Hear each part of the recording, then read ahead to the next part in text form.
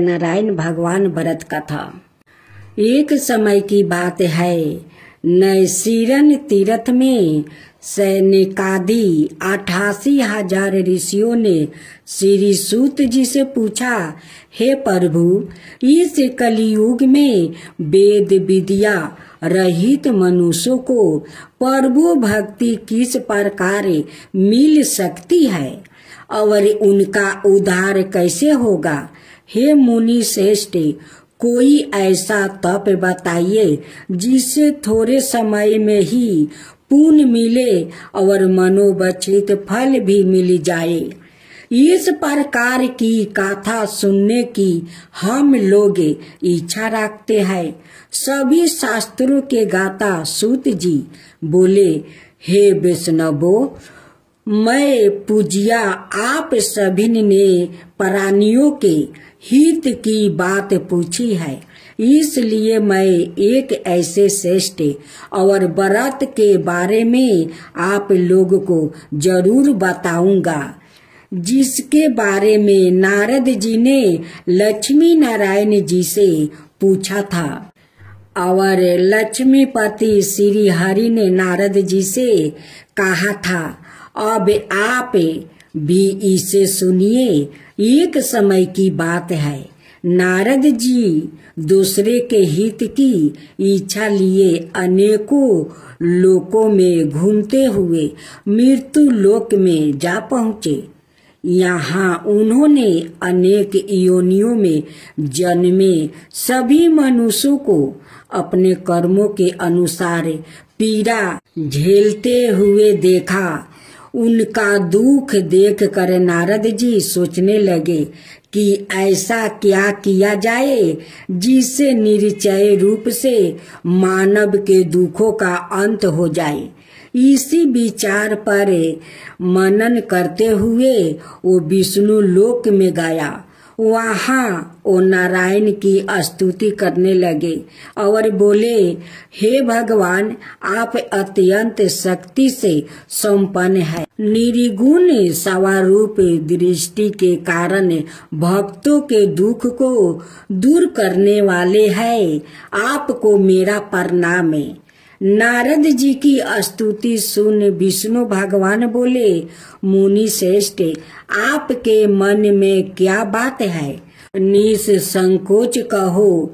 इस पर नारद मुनि बोले कि मृत्यु लोक में अनेक योनियों में जन्मे मनुष्य अपने कर्मों के द्वारा अनेकों दुख से दुखी हो रहे हैं। हे प्रभु, आप तो यह बताइए कि वो मनुष्य थोड़े प्रयास से ही अपने दुखों से कैसे छुटकारा पा सकते हैं? तब श्री हरि बोले, हे नारद, मनुष्यों का भलाई के लिए तुमने बहुत उत्तम प्रश्न पूछा है। स्वर्ग लोक और मृत्यु लोक दोनों में एक दुर्लभ उत्तम व्रत है जो पुण्य देने वाला है। आज प्रेम में बस होकर मैं उसे तुमसे कहता हूँ। श्री सत्यनारायण भगवान का व्रत अच्छी तरह विधान पूर्वक करके मनुष्य तुरंत ही यहाँ सुख भोग कर मरने पर मोक्ष पाता है। श्री हरि के वचन सुनकर नारद जी बोले कि उस व्रत का फल क्या है प्रभु, और उसका विधान क्या है? यह व्रत किसने किया था? इस व्रत को किस दिन करना चाहिए? आप सब कुछ विस्तार से बताइए। नारद जी की बात सुनकर फिर श्री हरि बोले, दुख और शोक को दूर करने वाला यह सभी स्थानों पर विजय दिलाने वाला है। मानव को भक्ति और श्रद्धा के साथ शाम को श्री सत्यनारायण की पूजा धर्म परायण होकर ब्राह्मणों और बंधुओं के साथ करने से साथ ही यथाशक्ति अनुसारे भक्ति भाव से भगवान का भोग लगाए, आरती गाए और ब्राह्मणों सहित बंधुओं को भी भोजन करवाए। उसके बाद सवाए भोजन करे, कीर्तन भजन के साथ भगवान की भक्ति में लीन हो जाए। इस तरह से सत्यनारायण भगवान का यह व्रत करने पर मनुष्य की सारी इच्छाएं निश्चित रूप से पूरी होती है।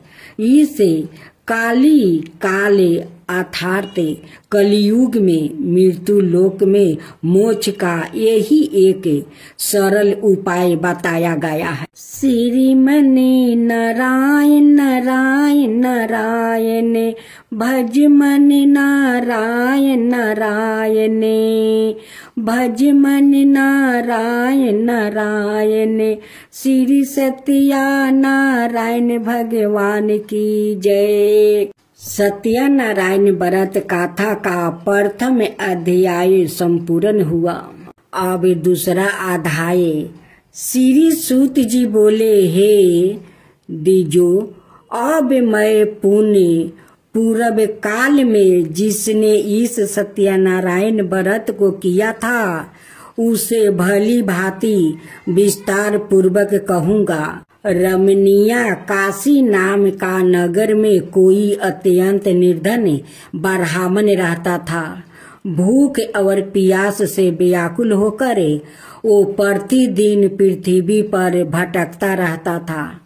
ब्राह्मण प्रिया भगवान ने उस दुखी ब्राह्मण को देखकर वृद्धा ब्राह्मण का रूप धारण करके उस वृद्धा से आदर पूर्वक पूछा, हे प्रिया, प्रतिदिन अत्यंत दुखी होकर तुम किस लिए पृथ्वी पर भ्रमण करते रहते हो?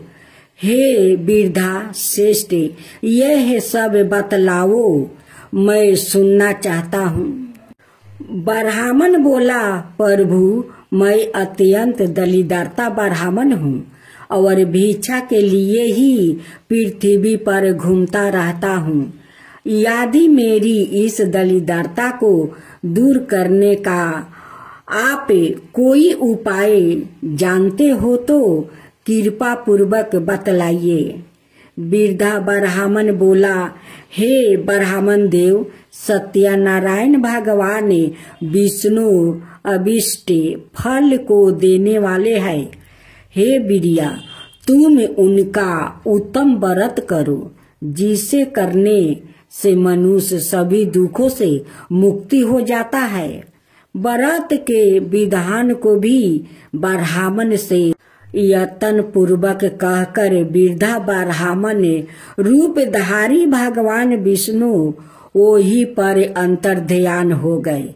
वृद्धा ब्राह्मण ने जैसा कहा है उस व्रत को अच्छी प्रकार से वैसा ही करूँगा।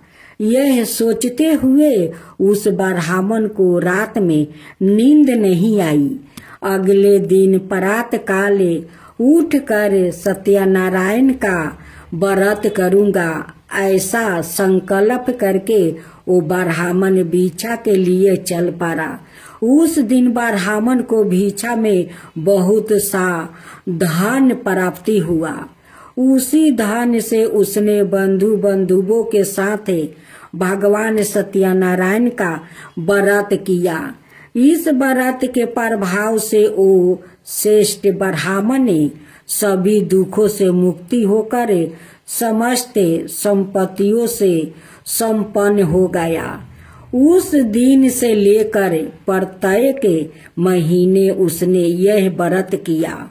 इस प्रकार भगवान सत्यनारायण के इस व्रत को करके वो श्रेष्ठ ब्राह्मण ने सभी पापों से मुक्ति हो गया और उसने दुर्लभ मोक्ष पद को प्राप्ति किया। हे वीरिया, पृथ्वी पर जब भी कोई मनुष्य श्री सत्यनारायण का व्रत करेंगे उसी समय उसके समस्त दुख नष्ट हो जाएंगे।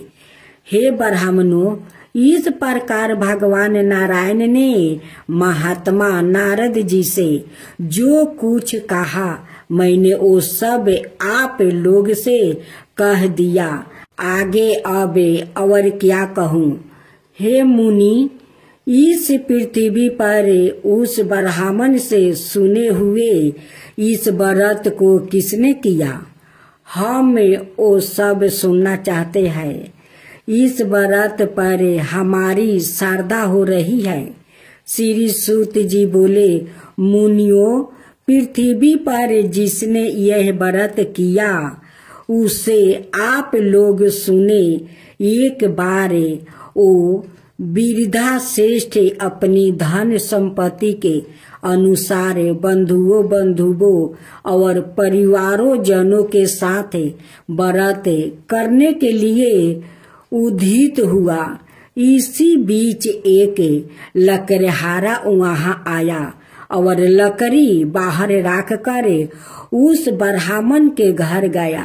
प्यास से व्याकुल उस ब्राह्मण को व्रत करता हुआ देखकर प्रणाम किया।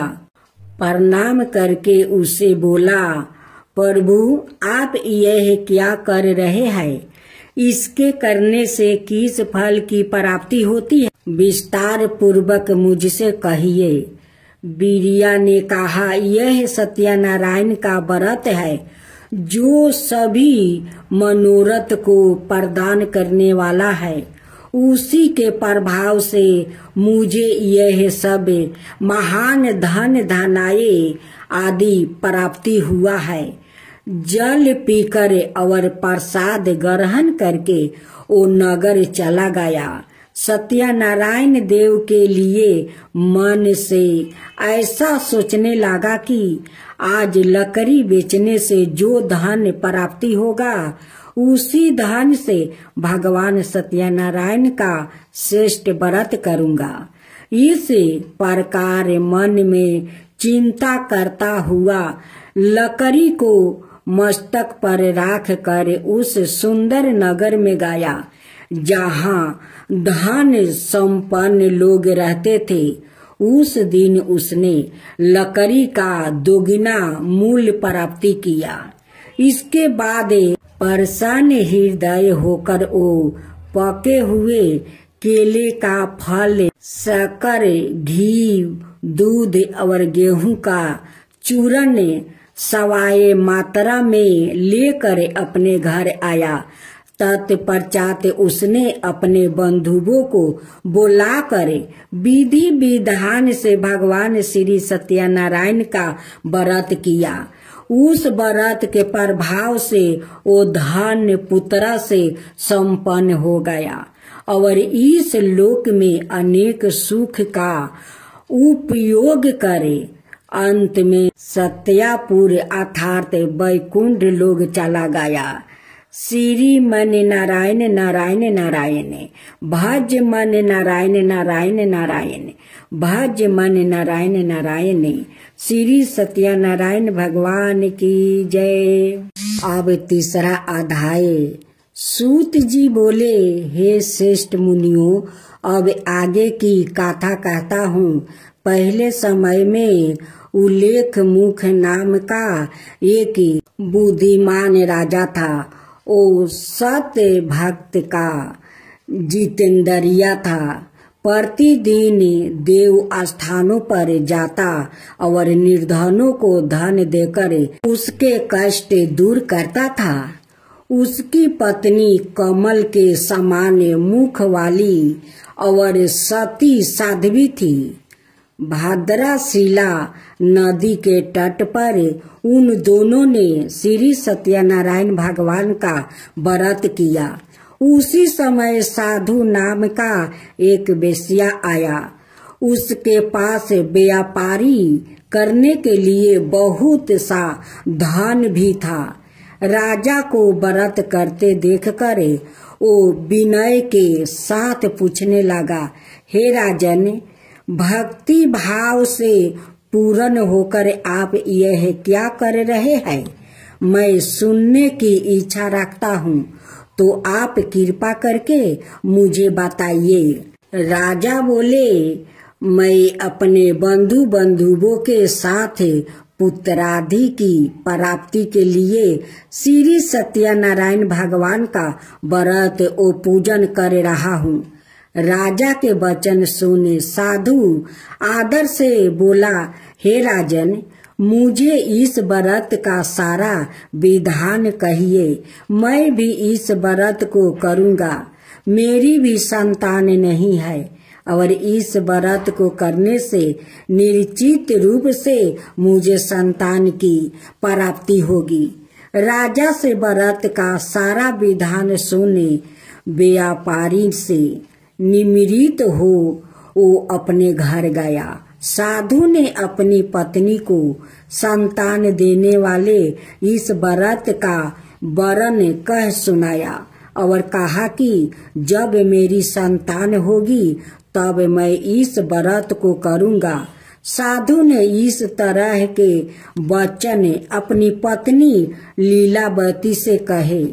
एक दिन लीलावती पति के साथ आनंदित हो सांसारिक धर्म में परिवीत होकर सत्यनारायण भगवान की कृपा से गर्भवती हो गई। 10वें महीना में उसके गर्भ से एक सुंदर कन्या ने जन्म लिया। माता पिता ने अपनी कन्या का नाम कालापति रखा। एक दिन कालापति के माँ लीलावती ने अपने पति को याद दिलाया कि आपने सत्यनारायण भगवान के जिस व्रत को करने का संकल्प किया था उसे करने का समय आ गया है। आप इस व्रत को करिए। साधु बोला कि प्रिया, इस व्रत को मैं उसके विवाह पर करूँगा। इस प्रकार अपनी पत्नी को आश्वासन देकर वो नगर को चला गया। साधु ने एक बार नगर में अपनी कन्या को सखियों के साथ देखा तो उसे लगा कि इसकी कन्या अब विवाह योग्य हो गई है और उसने कन्या के योग वर ढूंढना शुरू कर दिया। एक दिन साधु की बात को ध्यान में रखते हुए एक नगर में पहुंचा और वहां देखभाल कर लड़की के सुयोग्य बानिक पुत्र को ले आया। सुयोग्य लड़के को देख साधु ने बंधुओं को बुलाकर अपनी पुत्री का विवाह करवा दिया। लेकिन दुर्भाग्य की बात यह है कि साधु ने अभी भी श्री सत्यनारायण भगवान का व्रत नहीं किया। इस पर श्री सत्यनारायण भगवान क्रोधित हो गए और श्राप दिया।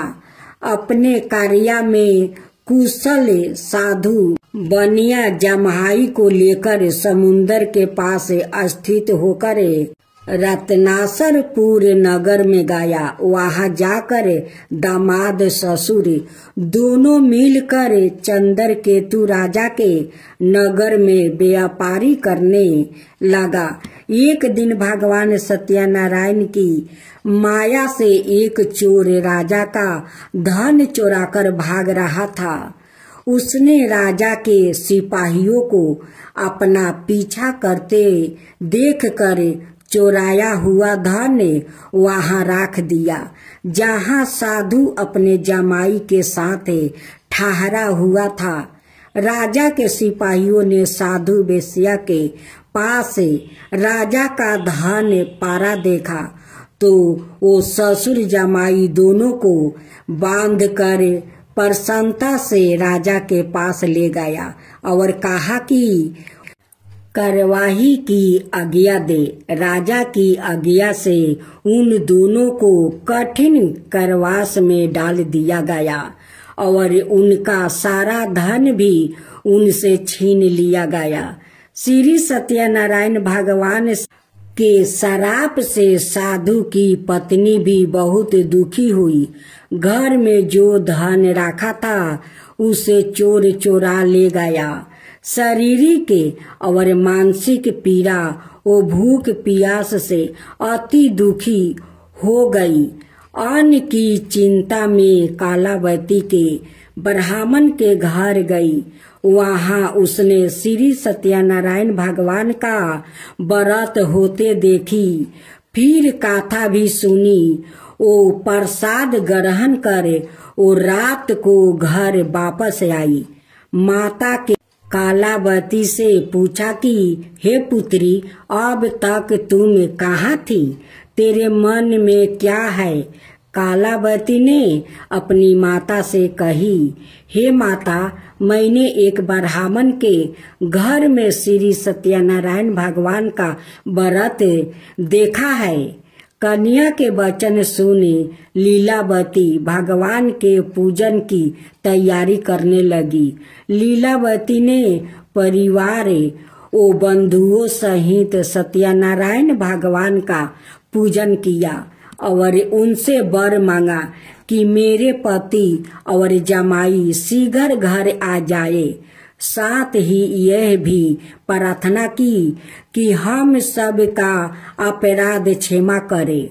श्री सत्यनारायण भगवान इस व्रत से संतोष हो गए और राजा चंद्रकेतु को सपने में दर्शन दे दिया। कहा कि हे राजन, तुम उन दोनों वेश्या को छोड़ दो और तुमने उनका जो धन लिया है उसे वापस कर दो। अगर ऐसा नहीं किया तो मैं तुम्हारा धन, राज्य और संतान सभी को नष्ट कर दूंगा। राजा को यह सब कहकर वो अंतर्ध्यान हो गए। प्रात काल सभा में राजा ने अपना सपना सुनाया। फिर बोले कि उन दोनों को कैद में से मुक्ति कर सभा में लाओ। दोनों ने आते ही राजा को प्रणाम किया। राजा बोला, महानुभावो, भाग्य बसे ऐसा कठिन दुख तुम्हें प्राप्ति हुआ है, लेकिन अब तुम्हें कोई भय नहीं है। ऐसा कहकर राजा ने उन दोनों को नए वस्तु आभूषण भी पहनाया और जितना धन उनका लिया था उससे दोगुना धन आपस कर दिया। दोनों वेश्या अपने घर को चल दिया। श्री मन नारायण नारायण नारायण, भज मन नारायण नारायण। श्री सत्यनारायण भगवान की जय। अब चौथा अध्याय। श्री सूत जी बोले, साधु विनय मंगल चरण करे और ब्राह्मणों को धन देकर अपने नगर के लिए चल पड़ा। साधु के कुछ दूर जाने पर भगवान सत्यनारायण की उसकी सत्यता की परीक्षा के विषय में जिज्ञासा हुआ। साधु, तुम्हारा नाव में क्या भरा है? तब धन के मद में चूर दोनों महाजनों ने अहेलना पूर्वक हंसते हुए कहा, डंडी, क्यों पूछ रहे हो? क्या कुछ दिबिया लेने की इच्छा है? हमारी नाव में तो लाता और पते यादि भरे हैं। ऐसी निष्ठर बानी सुनकर तुम्हारी बात सच हो जाए। ऐसा कहकर दंडी सन्यासी को रूप धारण किए हुए भगवान कुछ दूर जाकर समुन्दर के समीप बैठ गए। दंडी के चले जाने पर नित्य क्रिया करने के पश्चात उतराई हुआ अर्थात जल में ऊपर की ओर उठी हुई नौका को देखकर साधु अत्यंत आश्चर्य में पड़ गया और नाव में लाता और पते आदि देखकर मूर्छित हो पृथ्वी पर गिर पड़ा। अचेत होने पर वाणी के पुत्रा चिंतित हो गया। तब उसके दामाद ने इस प्रकार कहा, आप शोक क्यों करते हैं? दंडी ने श्राप दे दिया है। इस स्थिति में वही चाहे तो सब कुछ कर सकते हैं, इसमें संदेह नहीं। अत उन्हीं की शरण में हम चले, वही मन की इच्छा पूर्ण होगी। दामाद की बात सुनकर वो साधु विनय उनके पास गया और वहाँ डंडी को देखकर उसने भक्ति पूर्वक उन्हें प्रणाम किया और आदर पूर्वक कहने लगा, आपके सम्मुख मैंने जो कुछ कहा है असत्य भाषण रूप अपराध किया है, आप मेरे उस अपराध को क्षमा करे। ऐसा कहकर बारंबार प्रणाम करके वो महान शोक से आकुल हो गया। डंडी ने उसे रोता हुआ देखकर कहा, हे मूर्खे, रोओ मत, मेरी बात सुनो। मेरी पूजा से उदासीनी होने के कारण और मेरी आज्ञा से ही तुमने बारंबार दुख प्राप्ति किया है। भगवान की ऐसी वाणी सुनकर वो उनकी स्तुति करने लगा। साधु ने कहा, हे प्रभु, यह आश्चर्य की बात है कि आपकी महिमा से मोहित होने के कारण ब्रह्मा आदि देवता भी आपके गुणों और रूपों को यथावत रूप से नहीं जान पाते। फिर मैं मूर्ख आपकी माया से मोहित होने के कारण कैसे जान सकता हूँ? आप प्रसन्न हो, मैं अपनी धन संपत्ति के अनुसार आपकी पूजा करूँगा। मैं आपकी शरण में आया हूँ। मेरा जो नौका में स्थित पूरा धन था उसकी और मेरी रक्षा करो। उस विनय की भक्ति युक्त वाणी सुनकर भगवान जनार्दन संतोष हो गए। भगवान हरि उसे अभीष्ट वर प्रदान करके वो ही अंतर्ध्यान हो गए। उसके बाद वो साधु अपनी नौका में चढ़ा और उसे धन धनाय से भरी पूर्ण देख कर भगवान सत्यदेव की कृपा से हमारा मनोरथ सफल हो गया, ऐसा कहकर सावा जनों के उसने भगवान की विधिवत पूजा की। भगवान श्री सत्यनारायण की कृपा से वो आनंद से परिपूर्ण हो गया और नाव को प्रत्येक पूर्वक संभाल कर उसने अपने देश के लिए प्रस्थान किया। साधु विनय ने अपने दामाद से कहा, ओ देखो, मेरी रतनपुर नगरी दिखाई दे रही है।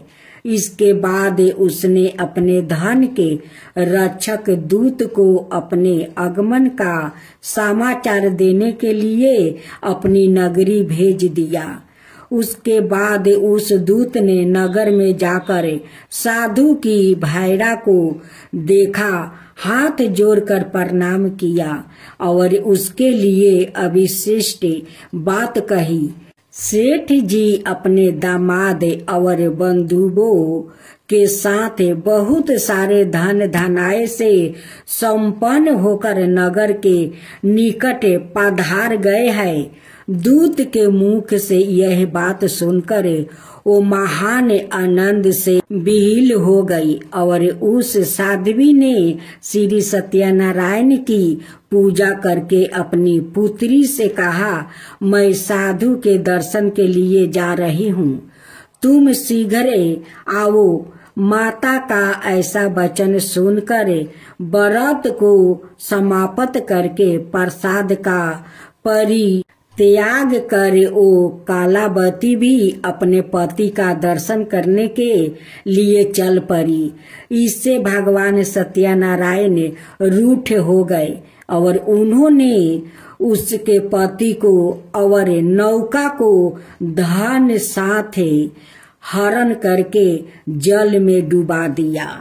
इसके बाद कालावती कन्या अपने पति को ना देखे कर महान शोक से वो रोदन करती हुई पृथ्वी पर गिर पड़ी।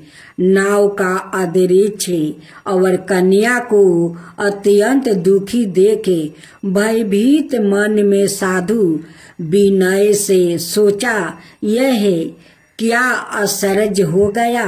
नाव का संचालन करने वाले भी सभी चिंतित हो गए। तदंतर ओ लीलावती भी कन्या को देखकर उदास हो गई और अत्यंत दुख से विलाप करती हुई अपने पति से इस प्रकार बोली, अभी अभी नौका के साथ वो कैसे आलोचित हो गया। ना जाने किस देवता की अपेक्षा से वो नौका हरण कर ली गई है, अथवा श्री सत्यनारायण का महिमा कौन जान सकता है। ऐसा कहकर वो सावा जनों के साथ विलाप करने लगी और कालावती कन्या को गोद में लेकर रोने लगी। कालावती कन्या भी अपने पति के नष्ट हो जाने पर दुखी हो गई और पति का दुख लेकर उनका अनुमगन करने के लिए उसने मन में निश्चय किया। कन्या के इस प्रकार के आचरण को देख भैरा सहित ओ धर्म ज्ञान साधु बनिया अत्यंत शोक संताप हो गया और सोचने लगा, यह तो भगवान सत्यनारायण ने यह अपहरण किया है, अथवा हम सभी भगवान सत्यदेव की माया से मोहित हो गए हैं। अपनी धन शक्ति के अनुसार मैं भगवान श्री सत्यनारायण की पूजा करूंगा। सभी को बुलाकर इस प्रकार कहकर उसने अपने मन की इच्छा प्रकट की और बारंबार भगवान सत्यदेव को दंडवत प्रणाम किया। इससे दीनों के परिपालक भगवान सत्यदेव प्रसन्न हो गए। भक्त वत्सल भगवान ने कृपा पूर्वक कहा, तुम्हारी कन्या प्रसाद छोड़कर अपने पति को देखने चली आई है। निश्चय ही इसी कारण उसका पति अदृश्य हो गए है। यदि घर जाकर प्रसाद ग्रहण करके वो पुण्य आए तो हे साधु विनय, तुम्हारी पुत्री पति को प्राप्ति करेगी, इसमें संदेह नहीं। कन्या कालावती आकाश मंडल से ऐसी वाणी सुनकर शीघ्र ही घर गई और उसने प्रसाद ग्रहण किया। पुण्य आकर सावा जनों और अपने पति को देखा।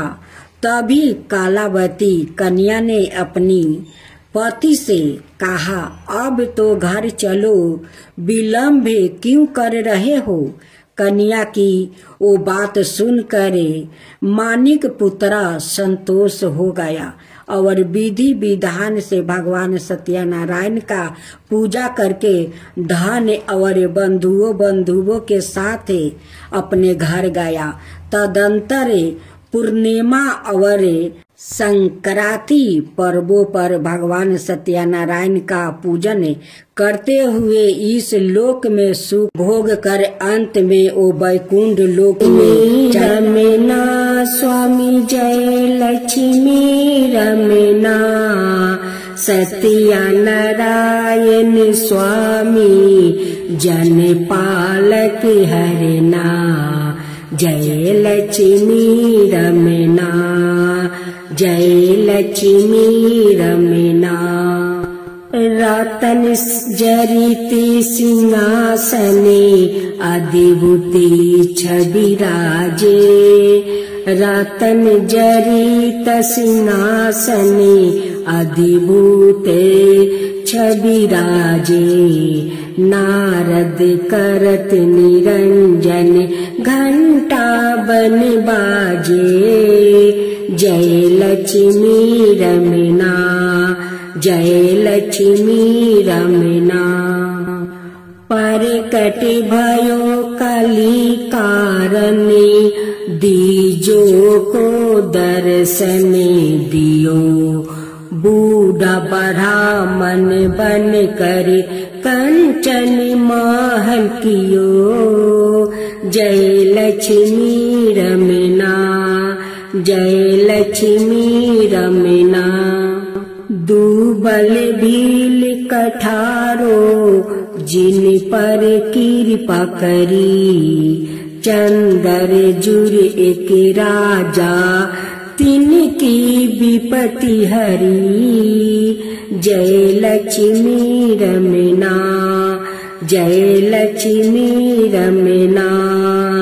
चंदर जुर एक राजा तिनकी विपत्ति हरी। जय लक्ष्मी रमना।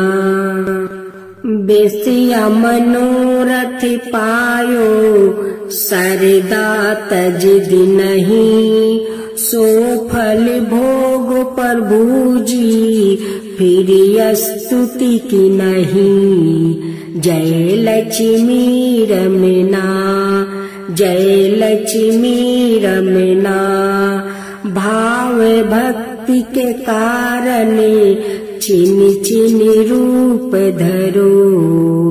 भाव भक्ति के कारण छिन छिन रूप धरो। श्रद्धा धारण की नहीं तिनको काज सरो।